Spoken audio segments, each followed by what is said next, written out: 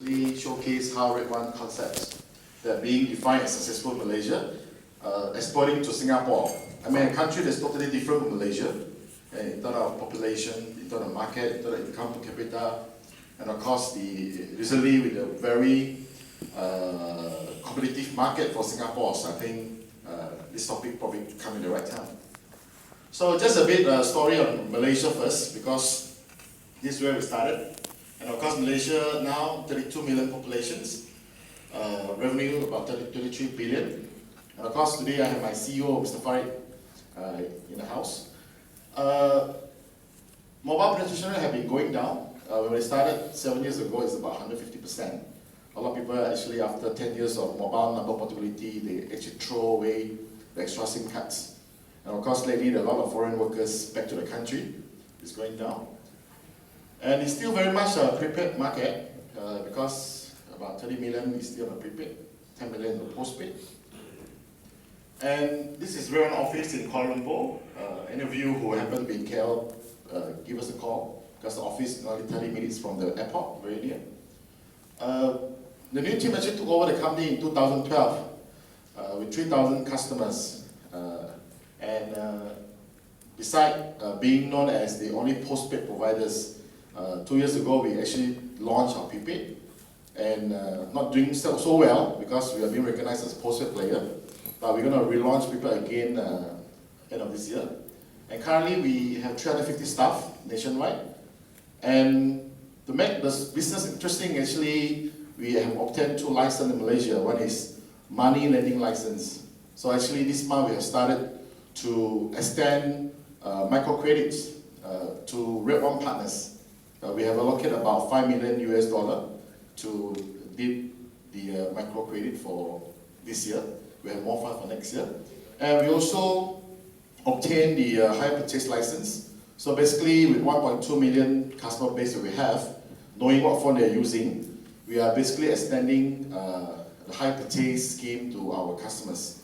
So the future direction of redone Malaysia is that we try to monetize from this 1.2 million customers. And our target is by 2022, our profit from non-telco revenue should surpass the telco revenue in terms of net profit.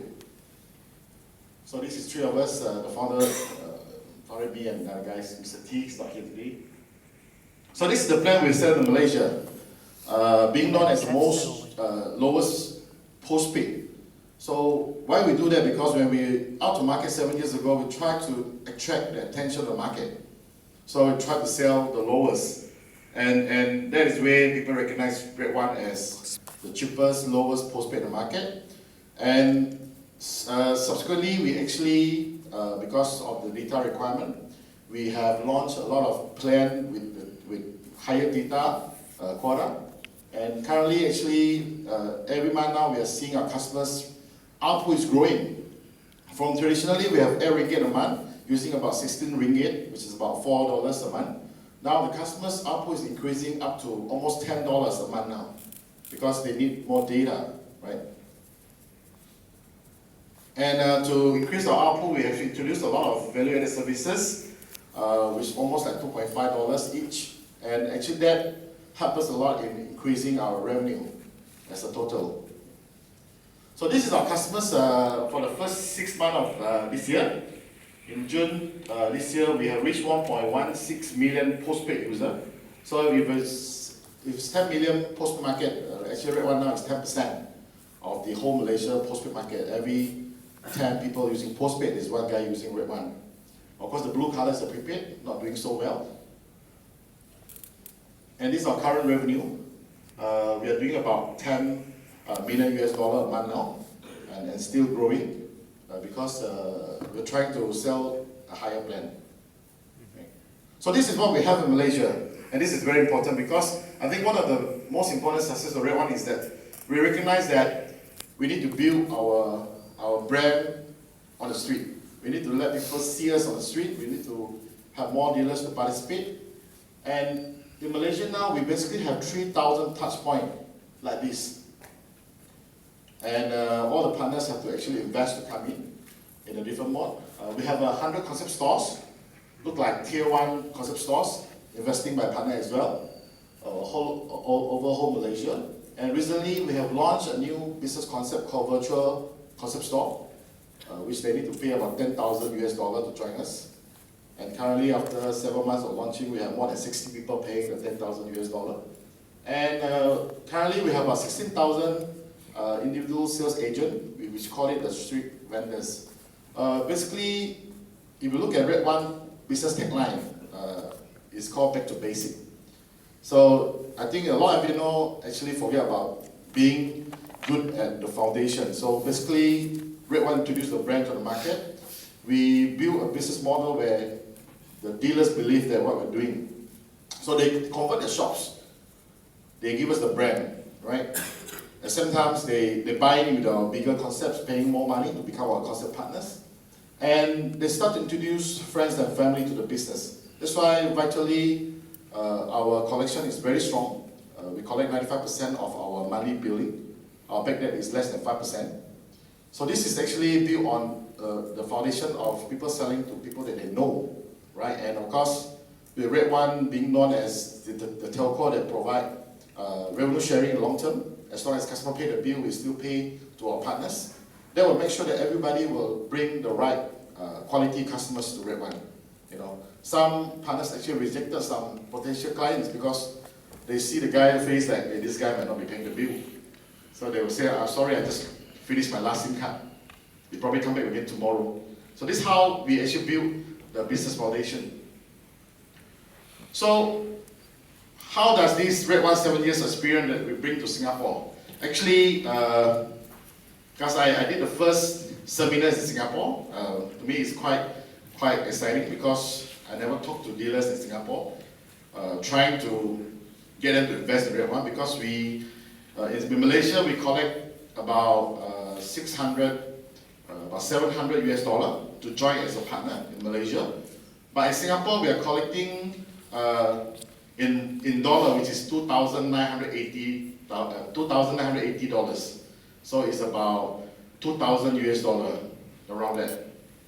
So we know that the very important challenge is if partners or the open market doesn't buy the idea, right? Then the Red One business concept will fail. And why is this so important that the dealers must buy the idea? Because when we go to Singapore, we start a business plan, right? Of course, the dealers will look at what we offer to the market, the retail plan. So they were assessing the retail plan. They said, well, the plan sounds good. They understand our market segment. They think the product can sell. Then they look at the margin. Say, wow, this is a good margin. And of course, the third thing they will look at how much is the investment. In Red One, we are very good because we always collect money, right?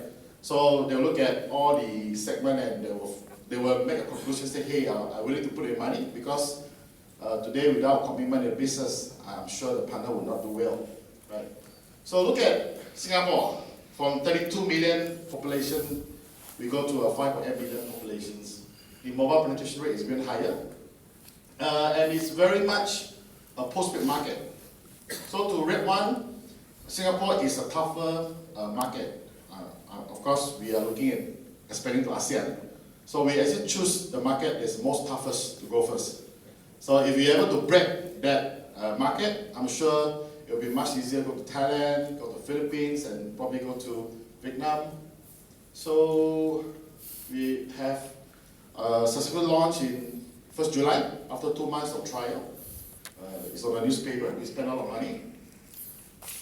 And of course, we have very special, unique segment. In Singapore, there's about 1 million population that associated with Malaysia. They could be Singapore PR, which is from Malaysia. They could be Malaysian holding S-Pass, right? They could be Malaysian holding a work permit. And it could be a citizen of Singapore, which converted from Malaysia. So there's about 1 million people, right? They always communicate back and always go back to Malaysia. And this is the people that already know Red One because Red One is quite popular in Malaysia. Of course, we can't just focus on that 20% of the market, right? So, of course, we have to tell our mvnos that this is our segment, don't worry, we won't go beyond that, but in actual fact, it is not the 1 million people that we're after because we still need to focus the whole market, right? You want to get an A if you only focus on 20%. You have to focus on 100% market in order to get an A. Right? So, what is our unique selling proposition? So first is that we want to provide them data without border. Right? So when they using redone Singapore, they travel to Malaysia frequently, they can bring their quota to Malaysia. So this is something very unique.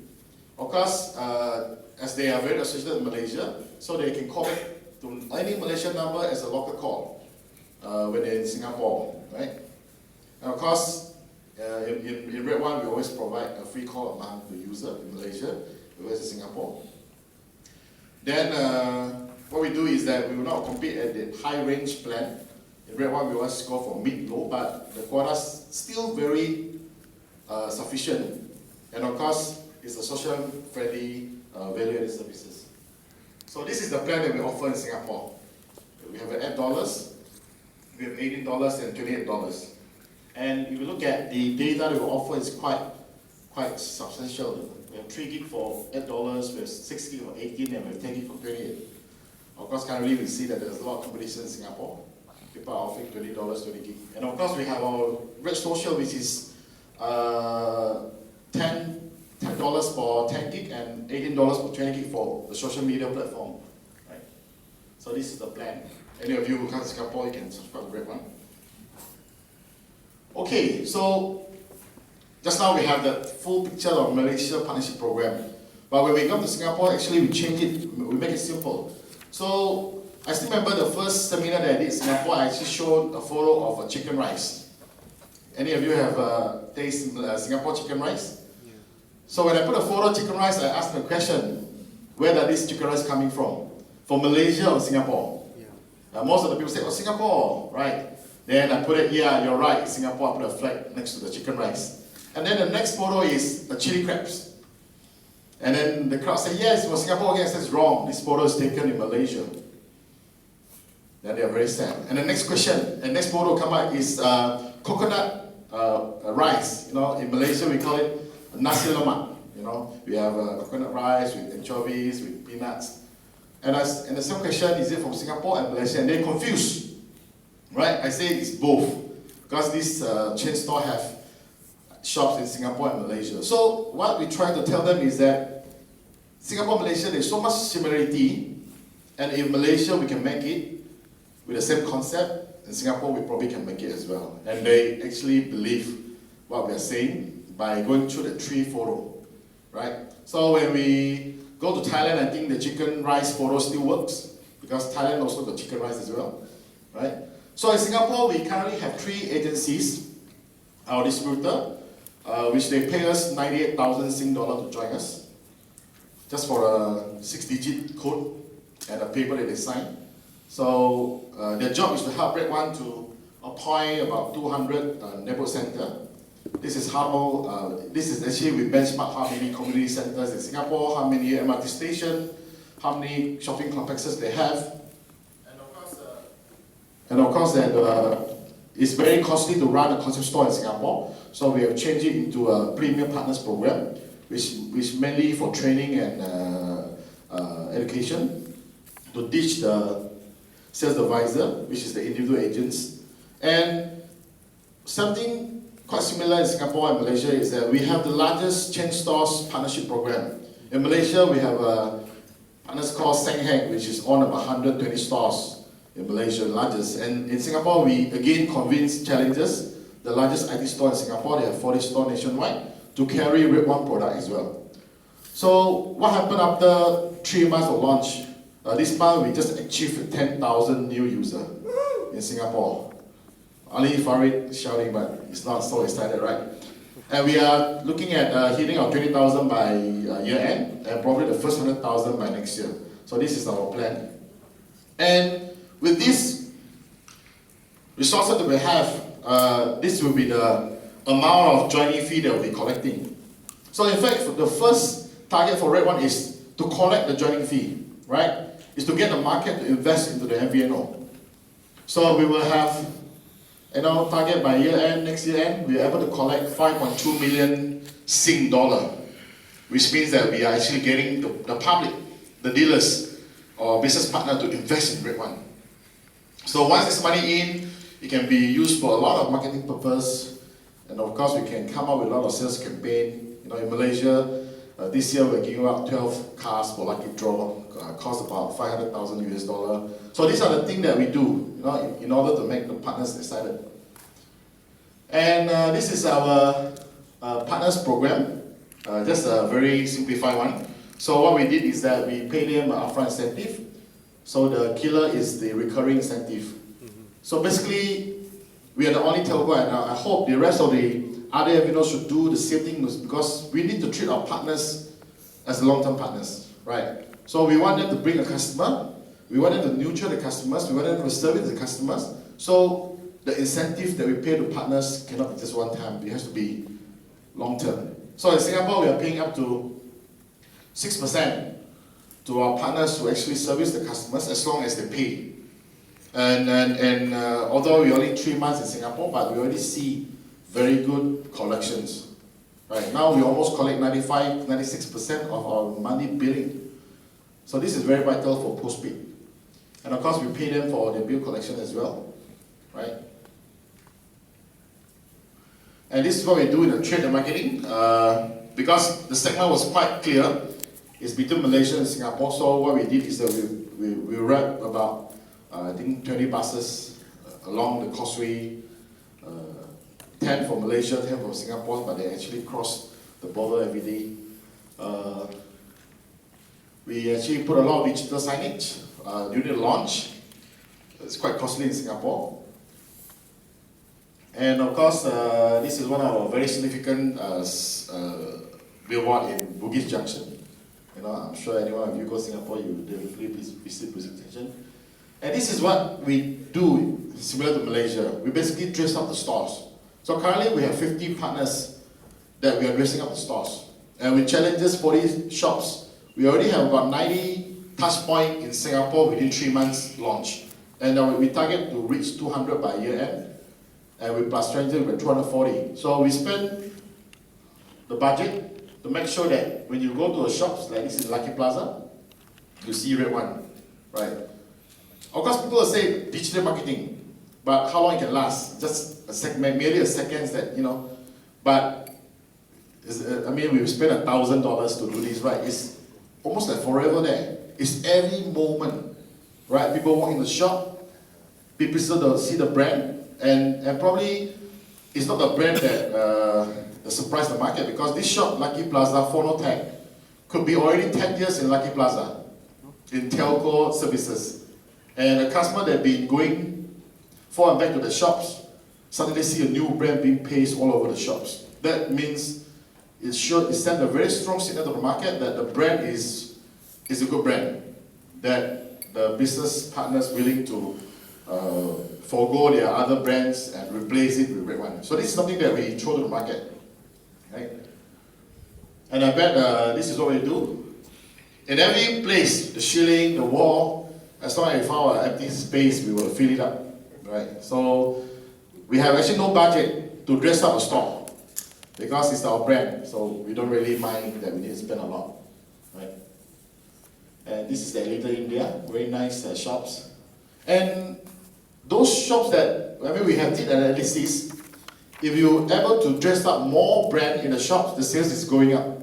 I think it's quite obviously related, right? You go to a partners who they only put a lamp, the sales probably 5-10 lines a month. But if you go to a shop that you dress up all, it will probably bring you 50 to 80 lines a month.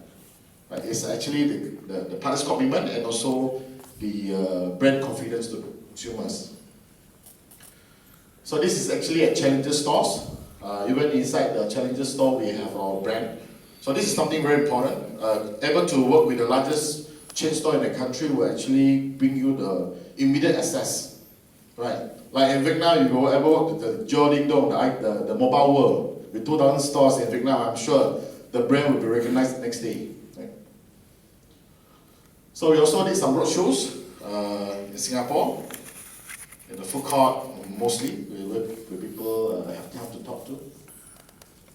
And of course, redone is launching in Vietnam and in Thailand next year. Of course, this is the old slide. We just signed the contract. Should be next year, May.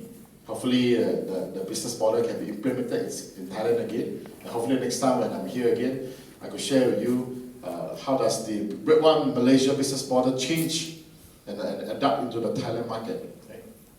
So this is the whole redone intention. Being a small mvno, but we have big ambitions to be the largest in ASEAN.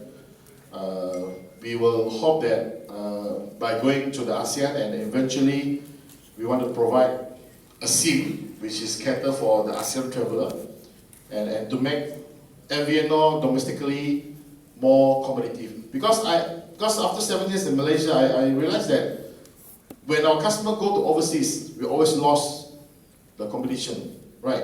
Because mvno don't have a good deal in roaming. So, and it's always a green field for our customers to go overseas to spend. So if today redone Malaysia customers go to Thailand and they can straight away use redone Thailand profile, and I'm sure that is a very convenient services, and it actually enhances the redone competitions because mvno is always not good in roaming, right? So that's all my presentation. Thank you so much.